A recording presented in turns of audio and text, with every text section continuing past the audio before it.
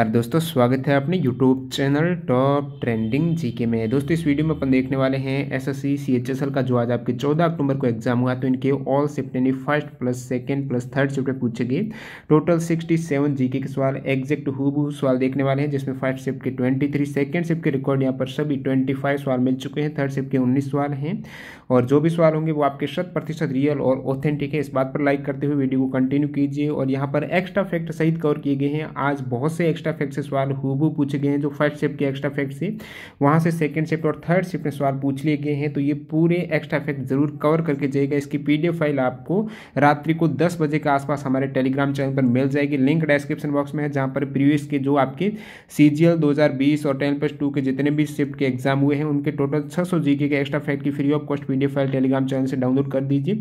और जिन भी कैंडिडेट का भी एग्जाम नहीं हुआ है तो जैसे ही एग्जाम होता है इस नंबर पर व्हाट्सएप जरूर कीजिए। आज थर्ड शिफ्ट के काफी कम क्वेश्चंस भेजे हैं स्टूडेंट ने, तो व्हाट्सएप नंबर डिस्क्रिप्शन बॉक्स में मिल जाएंगे। स्पेशल थैंक जिन्होंने प्रथम पारी के सवाल सेंड किए हैं। सबसे पहले अपन फर्स्ट शिफ्ट के सवाल देखेंगे, उसके बाद सेकंड फिर थर्ड शिफ्ट के, और टाइम स्टाम्प आपको कमेंट बॉक्स में मिल जाएगी। जो भी शिफ्ट के आपको सवाल चाहिए डायरेक्ट देख सकते हो। तो प्रथम शिफ्ट के सवाल अमन मिश्रा, विकास, मोनू कुमार और राजश्री ने भेजे हैं, स्पेशल थैंक्स इनको। आप भी अपने सवाल जरूर व्हाट्सएप कीजिए। तो देख लेते हैं जो 23 सवाल मिले हैं प्रथम पारी के, उसके बाद देखेंगे सेकंड और थर्ड शिफ्ट के सवाल। तो पहला सवाल है, रामनाथ कोविंद भारत के कितने नंबर के यहाँ पर राष्ट्रपति हैं? तो 22 जुलाई 2017 को बने थे, भारत के 14वें राष्ट्रपति हैं रामनाथ कोविंद, निर्वाचित हुए हैं। इससे पहले ये बिहार के राज्यपाल थे। इंपोर्टेंट फैक्ट है, एक एग्जाम ये सवाल आया था 2015 से 17 तक रहे थे। बात करूं मैं यहाँ पर प्रधानमंत्री की, तो नरेंद्र मोदी जो वर्तमान में पीएम है वो कितने नंबर के हैं? पर्सन के अकॉर्डिंग 15वें पीएम है। यदि मैं गुलजारी लाल नंदा जो कार्यवाहक प्रधान रहे थे इनको काउंट न करूं तो ये 14वें होंगे। तो चलिए बढ़ते हैं अगले सवाल की ओर। जनवरी 2020 तक भारत के मुख्य चुनाव आयुक्त कौन है? तो मुख्य चुनाव आयुक्त की बात करें तो सुनील अरोड़ा है वर्तमान में। मुख्य चुनाव आयुक्त की नियुक्ति किनके द्वारा की जाती है? इंपोर्टेंट फैक्ट है, राष्ट्रपति के द्वारा की जाती है। नेक्स्ट यहाँ पर सेलेस्टियल बॉडीज हेतु इंटरनेशनल बुकर प्राइज 2019 किसे दिया है? तो सेलेस्टियल बॉडीज जो रचना है इसके लिए इंटरनेशनल जो बुकर प्राइज है 2019 में वो जोखा अलहारती को दिया गया। ये ओमान के रहने वाले हैं और इनको ये दिया गया है। देखिए यहाँ पर इंटरनेशनल बुकर प्राइज और बुकर प्राइज दोनों अलग अलग हैं, तो मैं बता देता हूँ कुछ करंट अफेयर्स के। 2020 में जो विजेता हैं इंटरनेशनल बुकर प्राइज के वो हैं मैरिके लुकास रिजनवेल्ड हैं। ये 2020 की बात हो रही है। इंटरनेशनल बुकर प्राइज के विजेता, उनकी रचना है द डिस्कम्फर्ट ऑफ इवनिंग। और 2019 में यदि मैं बुकर प्राइज की बात करूं, बुकर प्राइज अलग है और इंटरनेशनल बुकर अलग है। तो 2019 में बुकर प्राइज के विजेता कौन है? तो वो है मार्गरेट एटवुड और बर्नार्डिन एवरिस्टो हैं। तो ये भी सवाल इंपॉर्टेंट बन जाता है करंट अफेयर्स का। अगला सवाल देखिए, मोहिनीअट्टम नृत्य किस राज्य से संबंधित है? तो मोहिनीअट्टम नृत्य ये सवाल केरल का है। इसके अतिरिक्त केरल का नृत्य कौन सा है? कथकली है। अगला सवाल, 15 जनवरी 2020 को किस देश के प्रधानमंत्री ने इस्तीफा दिया था? तो रशिया के प्रधानमंत्री दिमित्री मेदवेदेव ने अपने मंत्रिमंडल के साथ, ये सवाल में पूछा गया था, अपने मंत्रिमंडल के साथ कौन से प्रधानमंत्री ने जनवरी 2020 में इस्तीफा दिया है? तो रशिया के थे, दिमित्री मेदवेदेव थे। और वर्तमान में रशिया की पीएम कौन है? तो मिखाइल मिशुस्टिन है। राष्ट्रपति व्लादिमीर पुतिन है। रशिया की जो करेंसी है वो है रूबल। नेक्स्ट वन यहाँ पर, नेपाल बॉर्डर से भारत का कौन सा राज्य सीमा साझा करता है? तो नेपाल बॉर्डर के साथ 5 राज्य हैं भारत के जो बाउंड्री शेयर करते हैं। तो इनमें से असम ये शेयर नहीं करते, आपको कौन सा नहीं पूछा है, बाकी कौन से करते हैं? तो उत्तराखंड, उत्तर प्रदेश, सिक्किम, पश्चिम बंगाल, बिहार। प्रत्येक से में इस प्रकार से सवाल आ रहा है। तो मैं इंपोर्टेंट एक्स्ट्रा फैक्ट बता देता हूं, जो भारत के पड़ोसी देश है उनके साथ सीमा टच करने वाले राज्य कौन से? बांग्लादेश के साथ सीमा साझा करने वाले राज्य जो 4156 किलोमीटर की बाउंड्री है वो करते हैं असम, पश्चिम बंगाल, मिजोरम, मेघालय, त्रिपुरा। पाकिस्तान के साथ जम्मू कश्मीर, राजस्थान, गुजरात, पंजाब, भूटान के साथ जो भारत की बाउंड्री है 700 किलोमीटर के आसपास, उसमें आपके 4 राज्य हो जाएंगे, असम, अरुणाचल प्रदेश, पश्चिम बंगाल और सिक्किम। नेक्स्ट वन यहाँ पर, महात्मा गांधी जी ने चंपारण सत्याग्रह कब किया? तो महात्मा गांधी ने जो चंपारण का सत्याग्रह था, किसान आंदोलन था, ये 17 अप्रैल 1917 को किया। कब किया? 1917 को। चंपारण बिहार का एक जिला है जहां पर किसानों की दुर्दशा को दूर करने के लिए, क्योंकि जो चंपारण पर अंग्रेज क्या करते थे, जबरन बड़े पैमाने पर नील की खेती के लिए बातें कर रहे थे। 1938 में हुए कांग्रेस अधिवेशन के अध्यक्ष कौन थे? तो सुभाष चंद्र बोस थे। जो कांग्रेस अधिवेशन हुआ था 1938 में, ये 51वां अधिवेशन था, हरिपुरा गुजरात में हुआ था। अगला सवाल आपके एक इकोनॉमिक्स का है, जिसमें पूछा गया था नेट नेशनल प्रोडक्ट है जो शुद्ध या फिर निवल राष्ट्रीय उत्पाद है, इनका फॉर्मूला पूछ लिया था, यानी एनएनपी। तो एनएनपी का फॉर्मूला है दोस्तों जीएनपी, ग्रॉस नेशनल प्रोडक्ट में से यदि पूंजी का मूल्य हास माइनस कर दो तो आपके निकल के आ जाएगा एनएनपी। बाकी इंपॉर्टेंट फॉर्मूले जहाँ से अक्सर एसएससी सवाल पूछती हैं, तो यहाँ पर शुद्ध घरेलू उत्पाद हैं, तो शुद्ध नेट आपके डोमेस्टिक प्रोडक्ट हो जाएगा जीडीपी माइनस मूल्यह्रास। जीएनपी जो ग्रॉस नेशनल प्रोडक्ट है वो जीडीपी के साथ में शुद्ध जो विदेश से मिलने वाली आय है वो आपको प्लस करनी है। इसमें से शुद्ध आय कैसे आएगी, जो हमारे देशवासी हैं वो विदेश से जितना अर्जित करते हैं उनमें से जो विदेशी बाहर से लेके जाते हैं वो माइनस कर दीजिए, ये आपके शुद्ध विदेशी आय आ जाएगी। अगला सवाल देखिए, इनमें से कौन रेसलिंग नहीं करती है महिला का पूछा है, तो दीपिका पल्लिकल उसमें ऑप्शन में था, ये रेसलर नहीं है, ये एक स्क्वॉश खिलाड़ी है। बाकी भारतीय महिला रेसलर खिलाड़ी कौन है, विनेश फोगाट हो गई, बबीता कुमारी, साक्षी मलिक, बबीता, कविता देवी और अलका तोमर। नेक्स्ट यहाँ पर जनवरी 2020 में हुए भारत ऑस्ट्रेलिया ओडीआई सीरीज के अंतिम मैच में मैन ऑफ द मैच किसे बनाया गया, ये सवाल फिर थर्ड सेट में भी पूछ लिया है, इसलिए एक्स्ट्रा फैक्ट इंपॉर्टेंट है। थर्ड सेट में क्या पूछा है कि मैन ऑफ द सीरीज किसे बना है, जो तीनों मैच के बाद बनाया जाता है, जो भी सीरीज होती है, ये 3 मैच की सीरीज थी। और इसमें पूछा जो अंतिम मुकाबला हुआ था, तीसरा मैच था इस सीरीज का, 3 मैच में जो अंतिम मुकाबला था उसमें प्लेयर ऑफ द मैच कौन बनाए गए थे, तो वो रोहित शर्मा थे। और प्लेयर ऑफ द सीरीज जो मैंने वीडियो में बताया था विराट कोहली को बनाया गया था, और ये सीरीज 2-1 से भारत से जीत ली थी। और सेकेंड जो मैच हुआ था भारत ऑस्ट्रेलिया के, जिसमें भारत जीता था, वो लोकेश राहुल को मैन ऑफ द मैच उसमें बनाया गया था। महाभियोग के द्वारा किसको अपने पद से हटाया जा सकता है, तो ये राष्ट्रपति, इजी सवाल है। इसके अतिरिक्त सुप्रीम कोर्ट है, इनके जज को हटाने की प्रक्रिया भी महाभियोग के अंतर्गत आती है, और वो यदि संविधान के अकॉर्डिंग पद का दुरुपयोग करता है तो उनको हटा सकते हैं। अनुच्छेद 61 है वो राष्ट्रपति पर महाभियोग चलाने की प्रक्रिया है, और सुप्रीम कोर्ट के न्यायाधीश को हटाने के लिए जो महाभियोग चलाने की प्रक्रिया है, ये इंपॉर्टेंट फैक्ट है, अनुच्छेद 124 भाग 4 और 5। जून 2019 में हुए FIH हॉकी सीरीज की विजेता टीम कौन सी है, तो हॉकी का सवाल पूछा है, जो जून 2019 में हुआ था ये सीरीज, इसकी विजेता टीम भारत है, ये भुवनेश्वर में ही हुआ था, runner up team south Africa. अगला सवाल देखिए, हेनली पासपोर्ट इंडेक्स जनवरी 2020 में प्रथम रैंक किस देश की है, तो एग्जैक्ट यही सवाल आपके थर्ड सेट में पूछ लिया है, जिसमें पूछा है भारत की रैंक, प्रथम पारी में पूछा है प्रथम रैंक पर कौन सा था, और उसमें मैंने बताया था भारत की क्या रैंक थी, तो जापान है दोस्तों प्रथम रैंक पर। जो स्ट्रॉन्गेस्ट पासपोर्ट हो, विश्व का सबसे मजबूत पासपोर्ट जापान का है। हेनली पासपोर्ट रिपोर्ट है जो इंडेक्स है, इनके अकॉर्डिंग भारत का है 84th रैंक, इंडिया की याद रखना है। सबसे वीक, ये देखिए इंपॉर्टेंट हो जाएगा आने वाले सेट में, तो अफगानिस्तान का है 107वीं रैंक है। यूएसए और यूके की रैंक की बात करें तो दोनों की यहाँ पर बराबर 8वीं रैंक है। सारे जहाँ से अच्छा जो हिंदुस्तान कविता गीत है, इनके लेखक कौन है, तो मोहम्मद इकबाल है, 1904 में ये इन्होंने लिखा था, सबसे पहले सरकारी कॉलेज लाहौर में सुनाया था, और इकबाल की रचना बंग दारा में इसको सम्मिलित किया गया था बाद में। और एक यहाँ पर इंपॉर्टेंट कि जब इंदिरा गांधी ने भारत के प्रथम अंतरिक्ष यात्री राकेश शर्मा से पूछा कि अंतरिक्ष से भारत का नज़ारा कैसा दिखता है, तो शर्मा जी ने कहा, इस गीत की पहली पंक्ति सुनाई थी। वायुमंडल की सबसे बाहरी परत कौन सी, इजी सवाल था, बहिर्मंडल है, एक्सोस्फीयर आप कह सकते हो, ये आउटर मोस्ट लेयर है अर्थ एटमॉस्फेयर की, जो 10,000 किलोमीटर पाई जाती है, सबसे निचली है। क्षोभ मंडल है, उसके बाद समताप मंडल, मध्य मंडल, आयन मंडल, ये क्रम जरूर याद रखना, बहुत बार एग्जाम पूछ लिया जाता है। क्षोभ मंडल का सबसे निचला स्तर हो जाएगा ट्रोपोस्फेयर, जहाँ मनुष्य रहते हैं, मौसम होते हैं। तो इनके रिगार्डिंग इंपॉर्टेंट अन्य फैक्ट देखिए, जो परतें हैं वायुमंडल की, ओजोन परत या फिर हवाई जहाज कहाँ उड़ते हैं, समताप मंडल में, ओजोन परत समताप मंडल में, और हवाई जहाज भी समताप मंडल में उड़ते हैं। रेडियो तरंगे कहाँ से परावर्तित हैं, तो ये होती हैं आयन मंडल से। संचार जो सैटेलाइट उपग्रह है वो भी आयन मंडल में है। सर्वाधिक घनत्व है, मौसम परिवर्तन, ये क्षोभ मंडल में होता है। और रसायन मंडल है, मध्य मंडल को कहा जाता है। मौसम परिवर्तन की छत है, ये क्षोभ मंडल को कहा जाता है। अगला सवाल देखिए, बिजली का कुचालक कौन सा है, तो कुचालक पूछा है बिजली का, तो उसमें एक ऑप्शन बेकेलाइट था, बेकेलाइट या फिर बेंजीन था, ये बिजली का कुचालक हो जाएगा। और इसमें उसमें एक ऑप्शन ग्रेफाइट का भी था, तो ग्रेफाइट कुचालक नहीं है, ये गुड कंडक्टर है इलेक्ट्रिसिटी का। जो कुचालक होते हैं बैड कंडक्टर, उन्हें इंसुलेटर जैसे कि कांच हो गया, प्लास्टिक हो गया, बाकी जो धातुएं हैं सिल्वर वगैरह, ये आयरन, ये सभी आपके चालक हैं। विलयन किन पदार्थों का मिश्रण है? प्रथम शिफ्ट में मैंने 17 सवाल बताए थे, उनके बाद जो सवाल मिले हैं वो देख लीजिए। विलयन किन पदार्थों का मिश्रण है? तो ये समांगी मिश्रण है दो या अधिक अवयवों का। शिवालिक हिमालय किस श्रेणी में आता है? इसका आंसर था आउटर हिमालय। शिवालिक जो हिमालय है वह आउटर हिमालय की श्रेणी में आता है। सर्वग्राही रक्त समूह, सर्वग्राही आपके हो जाएगा AB पॉजिटिव हो जाएगा, और सर्वदाता जो डोनर है वो O नेगेटिव है, रिसेप्टर AB प्लस हो जाएगा।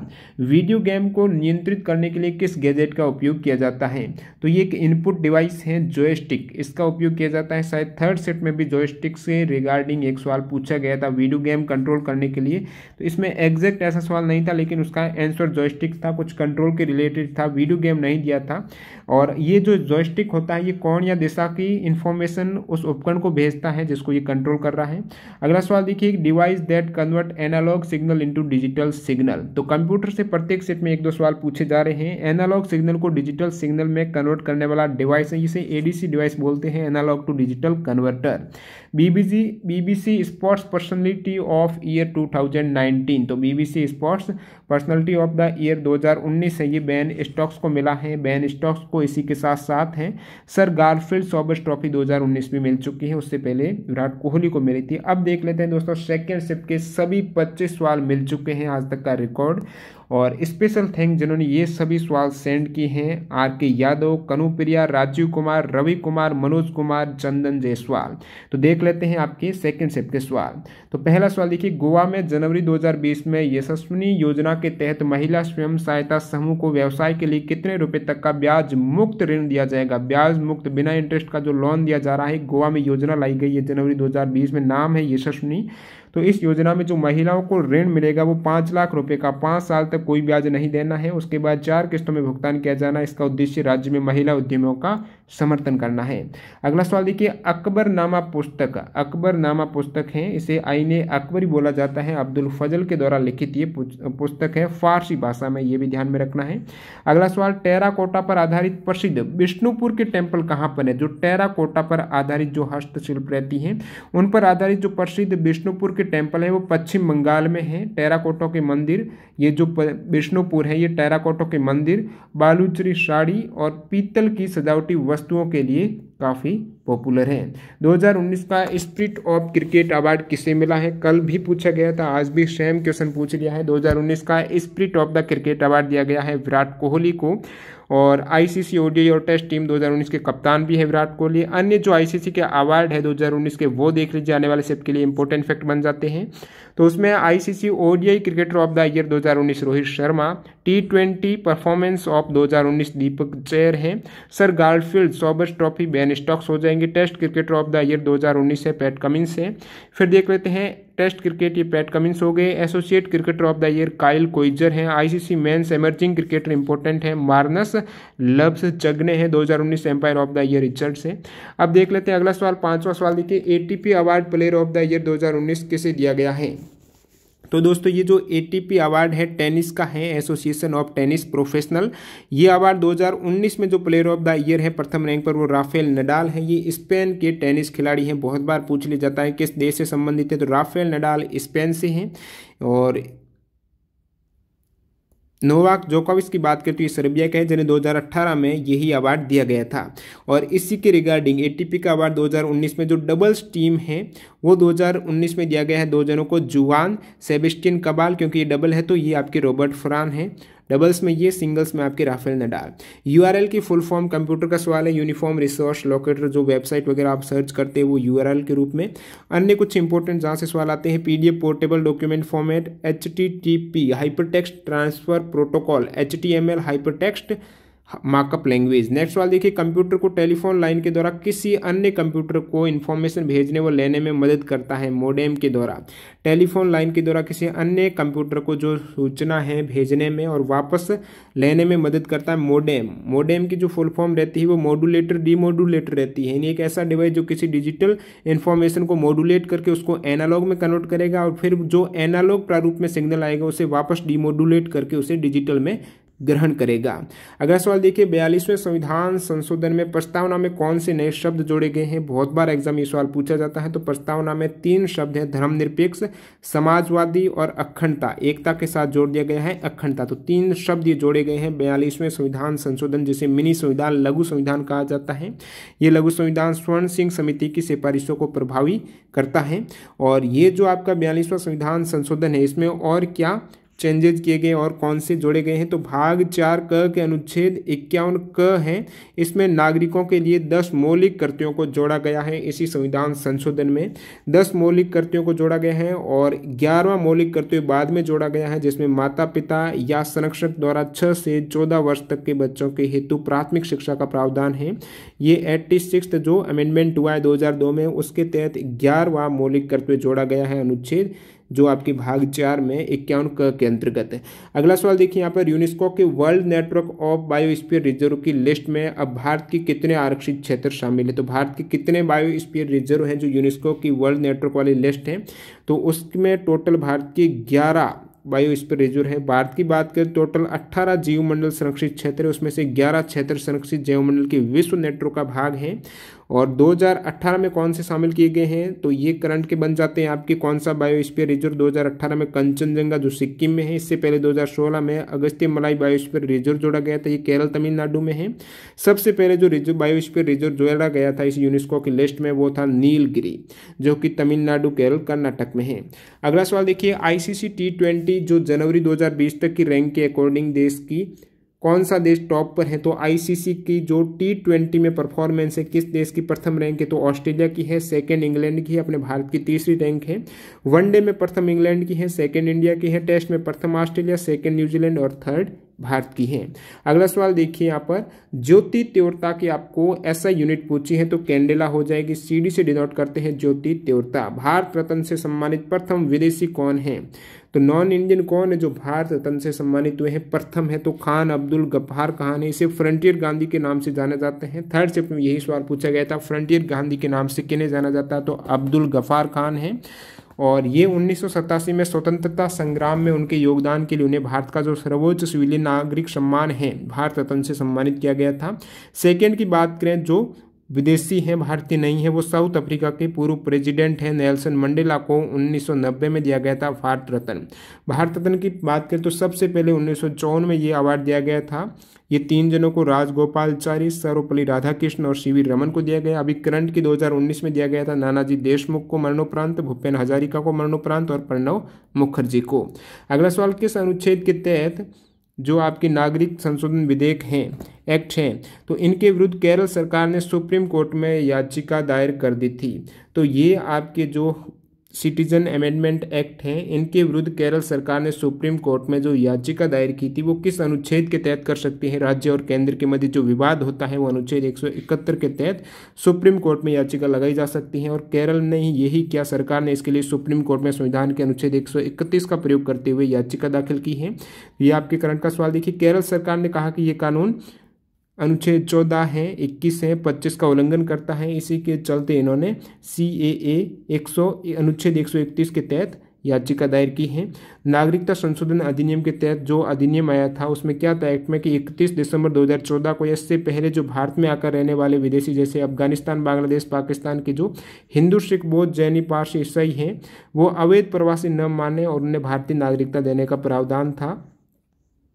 अगला सवाल देखिए, न्यूट्रॉन के खोजकर्ता कौन है। जेम्स चैडविक हैं। इलेक्ट्रॉन के जे थॉमसन है। प्रोटॉन के रदरफोर्ड या कहीं पर गोल्डस्टीन भी। तो न्यूट्रॉन के खोजकर्ता है जेम्स चैडविक, जो आपके पूछा गया था। राज्यसभा में राष्ट्रपति द्वारा कितने सदस्य यहाँ पर नाम निर्देशित किए जाते हैं। तो राज्यसभा में राष्ट्रपति के द्वारा टोटल 12 सदस्य नाम निर्देशित होते हैं। राज्यसभा की बात करें तो संविधान के अनुच्छेद 80 में राज्यसभा के सदस्यों की अधिकतम संख्या कितनी है, 250 निर्धारित की गई है। 12 तो राष्ट्रपति उन्हें निर्देशित करेगा, बाकी 238 सदस्य हैं वो राज्य और संघ राज्य क्षेत्र के प्रतिनिधि होंगे। राज्यसभा के सदस्यों की वर्तमान में देखिए वर्तमान में 245 है, 250 अधिकतम हो सकती है। 245 में से 233 तो राज्य और आपके दिल्ली पुदुचेरी क्षेत्र के हैं और 12 राष्ट्रपति के द्वारा निर्देशित हैं। और जो ये नाम निर्देशित होते हैं ना सदस्य, इनकी योग्यता क्या है, जो कि साहित्य, विज्ञान, कला, समाज जैसे जो विषय हैं इनका उनका विशेष ज्ञान हो या फिर व्यवहारिक अनुभव हो, उसके अकॉर्डिंग उनको निर्देशित किया जाता है। लोकसभा में कितने करते हैं राष्ट्रपति, तो 2 एंग्लो इंडियन है वो राष्ट्रपति के द्वारा नामित किए जाते हैं। बाकी लोकसभा में अधिकतम 552, जिसमें से 530 राज्य और जो 20 है वो यूटी के। अगला सवाल देखिए, चिकनकारी कढ़ाई कला कहाँ की प्रसिद्ध है, तो ये लखनऊ उत्तर प्रदेश की है भाई। चिकन कढ़ाई और कशीदाकारी की कला है उत्तर प्रदेश की। मनाली को लेह से कौन सा दर्रा जोड़ता है, मनाली और लेह को जोड़ने वाला दर्रा है रोहतांग पास हो जाएगा। रोहतांग दर्रे के नीचे बनी लेह और मनाली को जोड़ने वाली जो सामरिक सुरंग है, ये आपकी CGL 2020 में पूछा गया था। रोहतांग दर्रे के नीचे बनी लेह और मनाली को जोड़ने वाली सामरिक सुरंग का नाम क्या, तो ये अटल सुरंग है। इस सुरंग को नया नाम 25 दिसंबर 2019 को वाजपेयी की जयंती के अवसर पर दिया गया था। ये रोहतांग दर्रे के नीचे बनी हुई है लेह और मनाली को जोड़ने वाली सुरंग।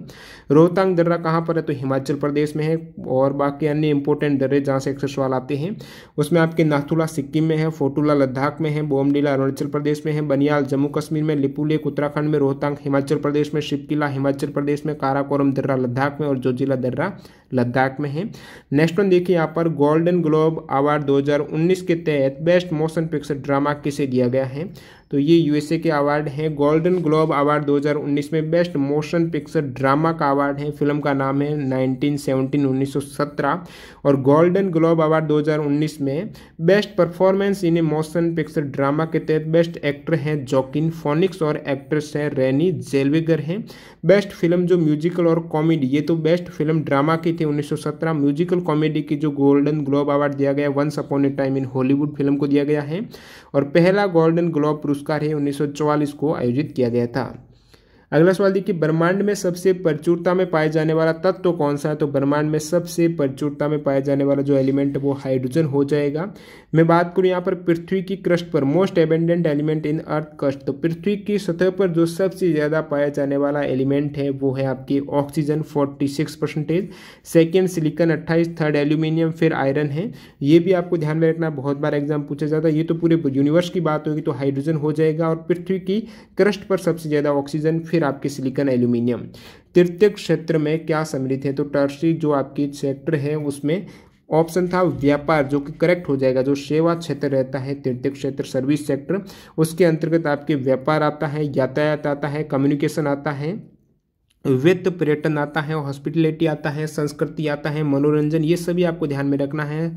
सूचना, न्याय, स्वास्थ्य, शिक्षा आदि सभी आपके तीसरे क्षेत्र में आते हैं तृतीय क्षेत्र में।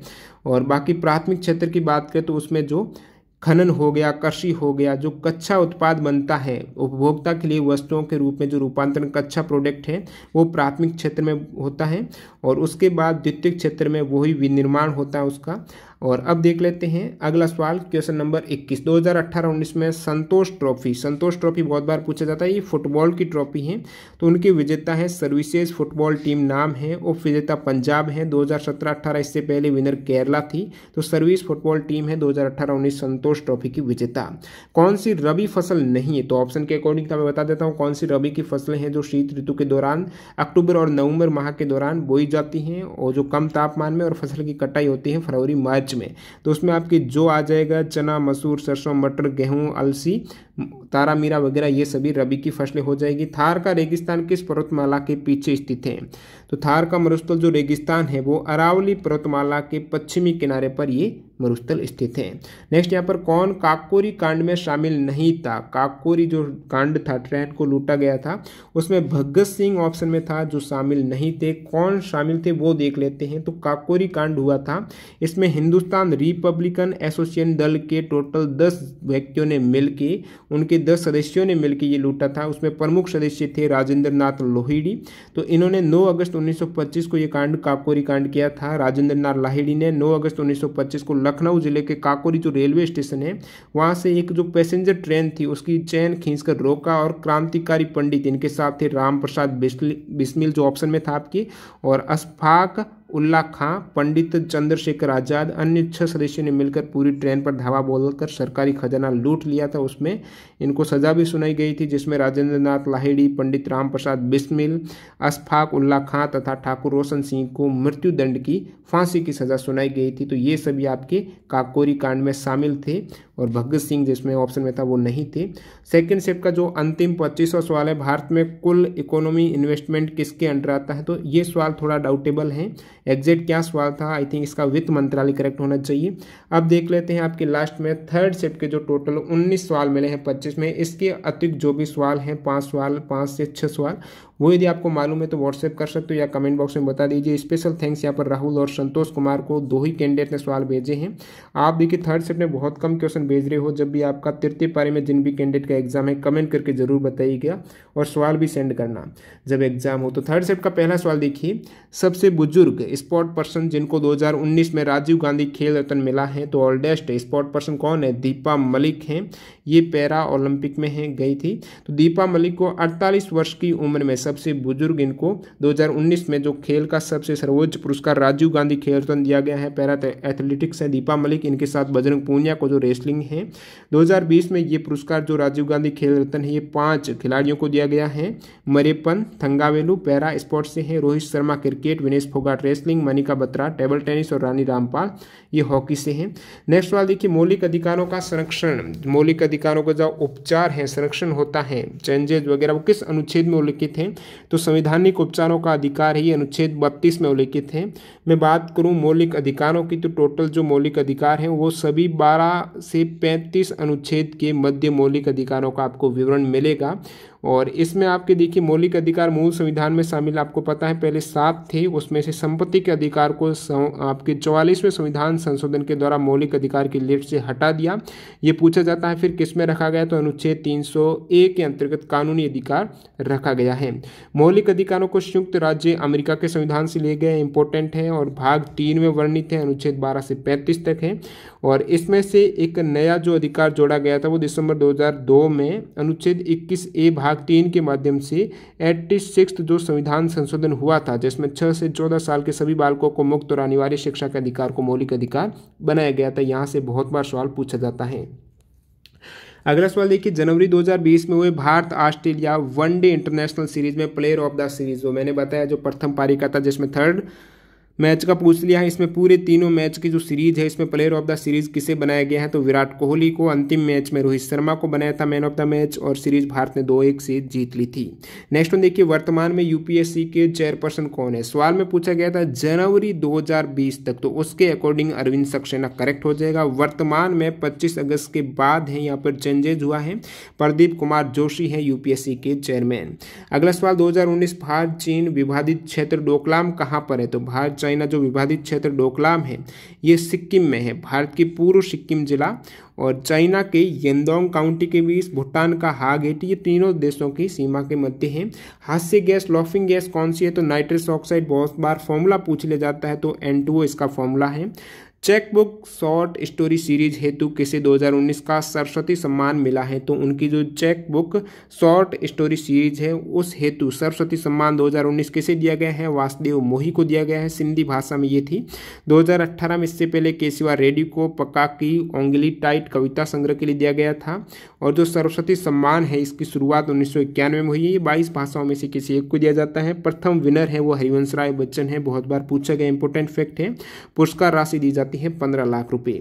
नेक्स्ट यहाँ पर UNDP है, तो उनके द्वारा जो इंडेक्स जारी किया जाता है वो है मानव विकास सूचकांक, ह्यूमन डेवलपमेंट इंडेक्स है। ये किस आधार पर अंक प्रदान किए जाते हैं? तो उसमें एक आधार था शिक्षा, जो कि करेक्ट हो जाएगा।